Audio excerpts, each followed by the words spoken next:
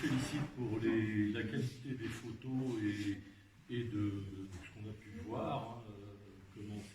C'était très, très intéressant, très, très vivant et qui reproduit, je pense, bien ce qui s'est passé à un certain moment, à plusieurs moments d'ailleurs.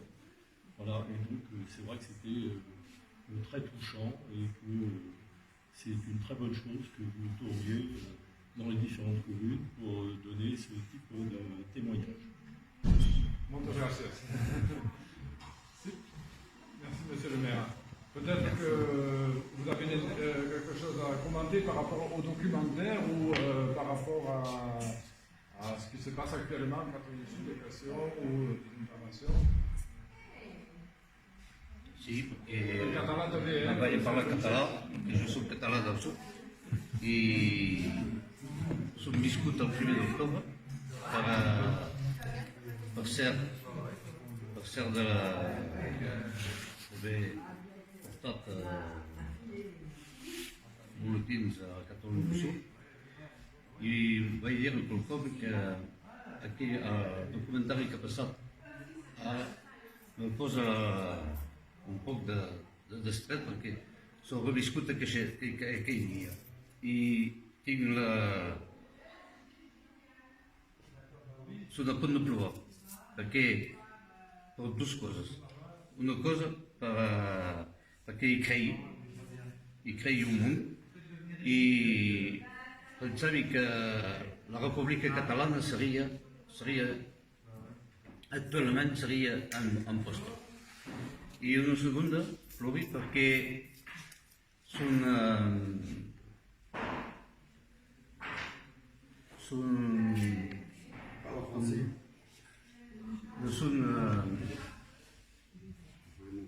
completament tinc d'estret perquè cau a l'aire. I això per falta de mobilització, per falta de... I vull dir quelcom que cal continuar la lluita. Cal cada dia. I cal pas baixar els braços.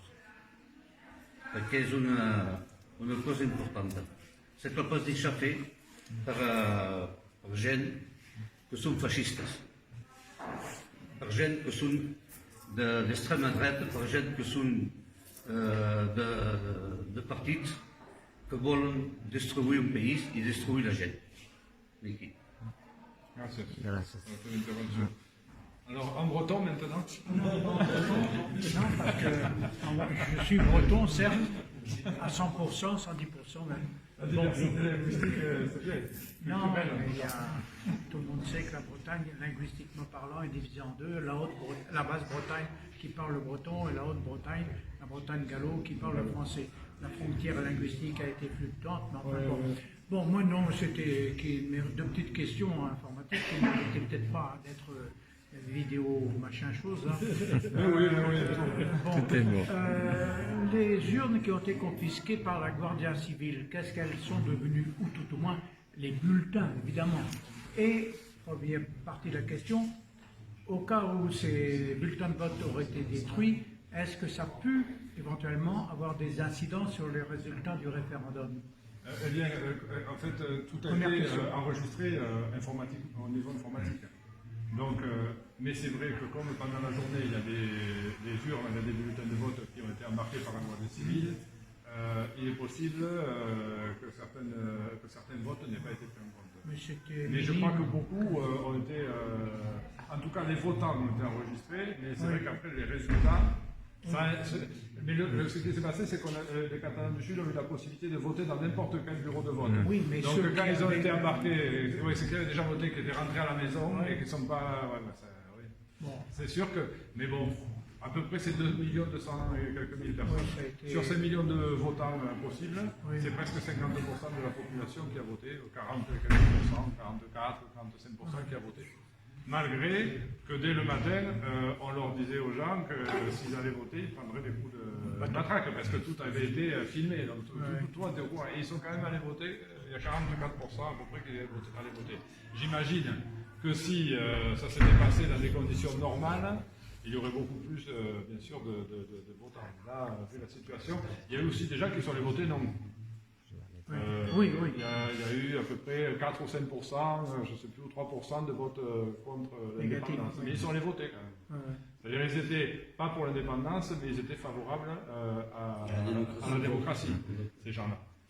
Donc, ils étaient favorables à la votation, enfin au vote, au référendum en quelque sorte, parce qu'ils voulaient donner leur opinion, et ça c'est tout à fait normal, même qu'ils votent oui ou qu'ils votent non. Voilà. Et ceux qui ont voté non, ils ont exprimé leur opinion. Bon, mais justement, ça m'amène à ma deuxième question.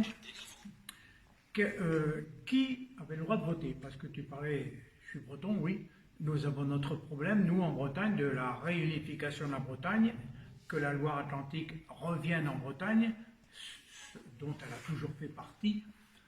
Mais qui avait le droit de voter? Eh bien, ceux qui sont sur les listes électorales des différentes municipalités en Catalogne, le Principat de Catalogne, pas la Catalogne Nord.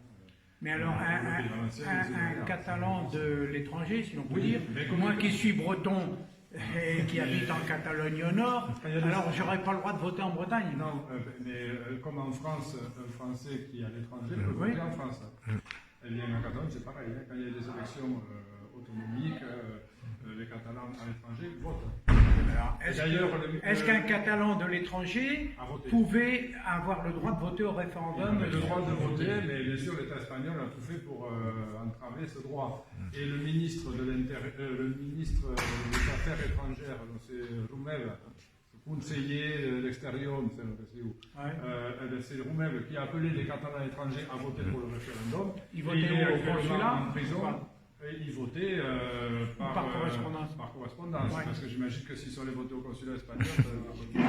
Et un Patagon, j'ai rien contre les Patagons, mais un Patagon qui habitait Barcelone, est-ce qu'il avait le droit de voter?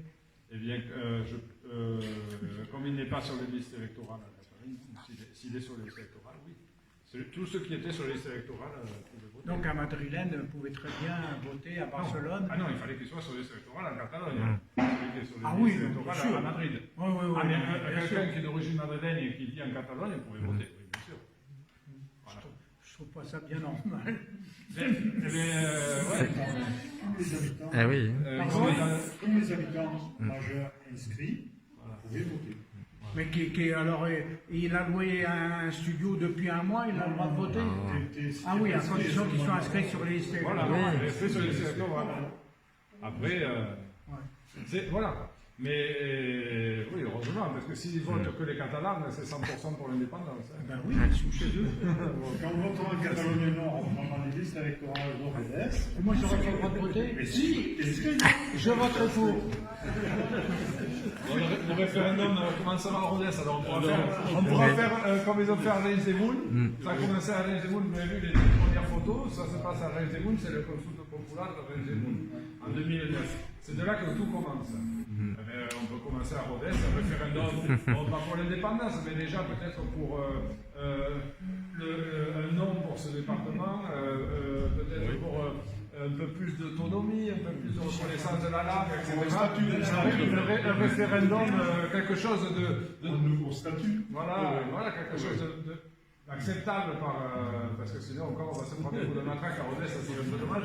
Mais il y aurait peut-être quelque chose à faire. Je pense que les gens, déjà sur cette histoire d'Occitanie, de région Occitanie, les gens les ont de là. Donc peut-être qu'il y aurait quelque chose à interroger la population pour qu'ils puissent dire enfin ce qu'ils veulent. Et ça, voilà, ça serait la Reis-de-Moon de Catalogne. Non, ça serait peut-être Rodez. D'ailleurs, vous allez finir en prison. Merci de me prévenir. On va appeler ça une consultation populaire. Comme ça, on prendrait qu'une amende de 5 millions d'euros. On ne va pas casser un référendum.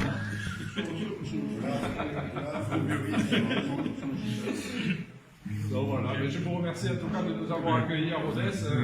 On n'était pas venu en Conflans, enfin oui, on était venu à Villefranche il y a 6 mois à peu près. Et c'est vrai que le berceau de la Catalogne, c'est le Conflans. Aria, Michel Vilos, le premier roi catalan. Alors c'était un peu dommage de ne pas revenir. Donc grâce à Rodez, on a pu revenir en Conflans.